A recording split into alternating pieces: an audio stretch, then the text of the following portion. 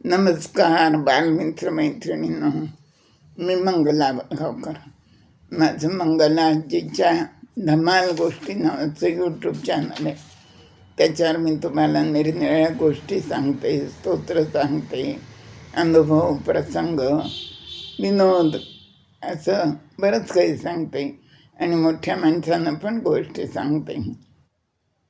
आणि तुम्ही ऐकता सगळेजण, तुम्हाला आवडतात पण आणि ऐकत पण जा. आणि माझं चॅनल सबस्क्राईब करा, मित्रमैत्रिणींना पाठवा बरं का. आता आज मी एक गोष्ट सांगणार आहे ना, तर ती ही गोष्ट, ह्या गोष्टीचं नाव आहे झेन गुरु.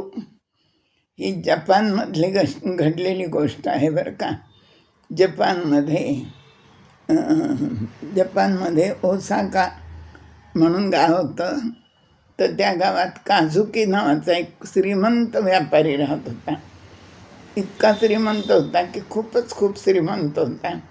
घरामध्ये नोकर चाकरांची फौज, गाड्यांचे ताफे, 5-6 गाड्या भारीच्या, आणखीन भरपूर पैसा, बंगले आणि खूप पैसा अडका. सगळी श्रीमंती, खूप थाट होता सगळा. खूप श्रीमंत होता तो. पण तरी पण तो आनंदी नव्हता एवढं सगळं असून. त्याला सतत काहीतरी काळजी कुरतडत असायची बरं का. आपलं कसं होईल, ही संपत्ती टिकेल का गरीब येईल कधीतरी आपल्याला, पुढं कसं होईल आपल्या पुढल्या पिढ्यांचं, असं काही ना काही चिंता त्याला सतत वाटायची. म्हणजे एवढी सगळी सुख पायाशी लोळून घेत होती, पण तो मनातनं काय होता, दुःखी होता, आनंदी नव्हता बरं का. एकदा काय झालं, तो रस्त्याने चालला होता, गाडीतून चालला होता आणि त्याला त्याचा मित्र, लहानपणीचा वर्गमित्र दिसला रस्त्यामध्ये. त्याचं नाव होतं हारुतो. ते दोघंजणं बालमित्र होते, क्लासमेट होते.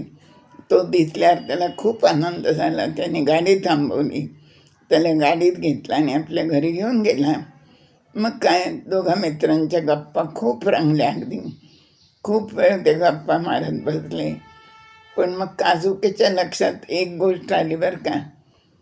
आता हा त्याचा मित्र साधा शिक्षक होता, फार काही पगार नव्हता, काही नव्हता. पण तो काझुकीचं वैभव पाहून अजिबात त्याचे डोळे दिपले नाहीत किंवा प्रभावित झाला नाही. आणि तो त्याच्या ठिकाणी एकदम शांत, आणखीन व्यवस्थित होता. त्याच्या वागण्यात एक प्रकारचा ठेराव त्याला दिसला आणि काझुकीला खूप नवल वाटलं, आश्चर्य वाटलं ना. मग त्यांच्या खूप गप्पा झाल्या, जेवण वगैरे पण झालं त्याचं. आणि तो म्हणाले, मी तुला सोडतो आता. तर तो मित्र म्हणाला, नको, तू सोडायला येऊ नको, माझं मी जातो. आणि म्हणतो निघाला.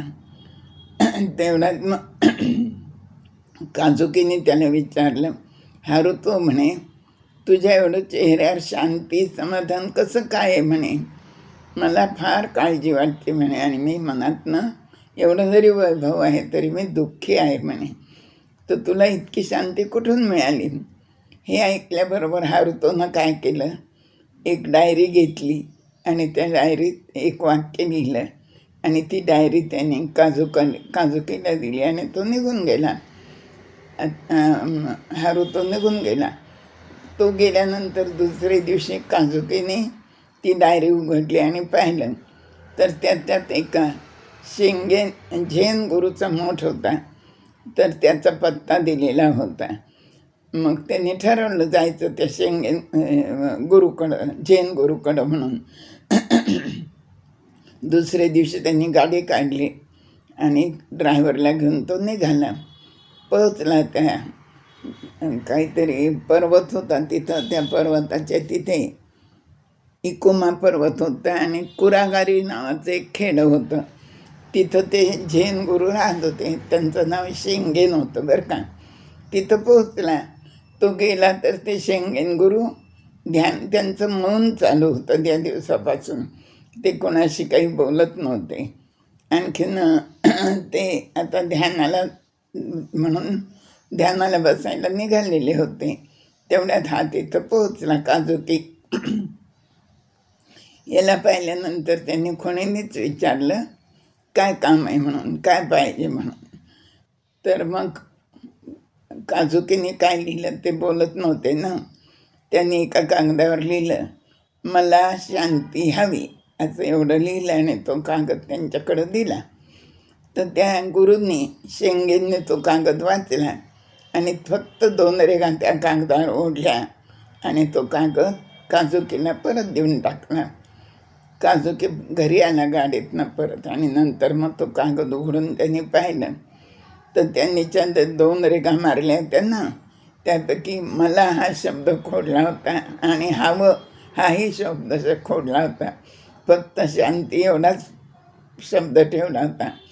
आणि मग काझुकीला कळून चुकलं की आपण जे मला पाहिजे, माझं माझं, मला मला मला, मी माझं, तर हे जे करतो हे सोडून द्यायला पाहिजे. आणि दुसरी गोष्ट, मला हे हवं, मला ते हवं, म्हणजे माझं हवे नको, पण ते पण आपण सोडलं पाहिजे. या 2 गोष्टी जर आपण सोडल्या तर शांती आपोआप असतेच, हा त्याला त्याच्यातून बोध मिळाला. आणि तेव्हापासून मग त्यांनी ते आचरणात आणलं आणि मग त्याला शांती मिळाली आणि तो अगदी आनंदात राहायला लागला. त्याच्या मित्रासारखा, हारुतोसारखाच तो आनंदात राहिला. कोणती इच्छाही त्याच्या मनात उत्पन्न झाली नाही आणि कोणतं दुःख पण झालं नाही. तर हे सगळं आपल्यालासुद्धा सगळ्यांना लागू आहे ना. आपण पण याच्याचमुळं दुःखी होतो. आपल्याला खूप इच्छा असतात, मला हे पाहिजे, मला ते पाहिजे, मला गाडी पाहिजे, मला चांगली नोकरी पाहिजे, मला बंगला पाहिजे, मला बायको सुंदर पाहिजे, ह्या आपल्याला इच्छा असतात. हे झालं मला हवं आणि मला परत मी आणि माझं याच्यात आपण गुरुफटलेलं असतो म्हणून आपण दुःखात असतो. तर ही गोष्ट आपल्यालासुद्धा सगळ्यांना बोध देणारी आहे. तर अशी ही झेन गुरुची गोष्ट, नवीनच गोष्ट मी तुम्हाला सांगितली. मला माहिती आहे तुम्हाला ही गोष्ट अगदी नक्की आवडेल बरं का. आणि तुम्ही कॉमेंट करून मला कळवा, लाईक पण करत जा. धन्यवाद.